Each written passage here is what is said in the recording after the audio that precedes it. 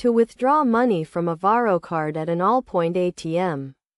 Start by locating an AllPoint ATM, which can be found using the Varo mobile app.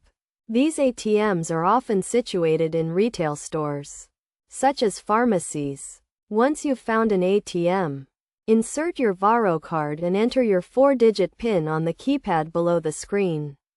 After confirming your PIN, the ATM will ask if you want your balance printed on a receipt. You can choose to do so or proceed to the main menu. The main menu offers several options, including viewing balances, getting cash, transferring funds, or printing your balance. Select the Get Cash option and choose the amount you wish to withdraw, which can range from $20 to $100.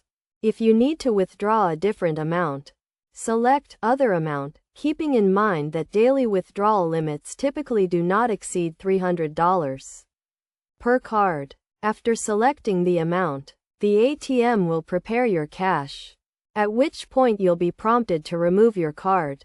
Once your cash is ready, the ATM will instruct you to take it, and you'll also be asked if you want a receipt.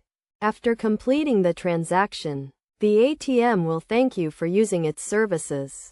And that's how you can withdraw money from a Varo card at an AllPoint ATM.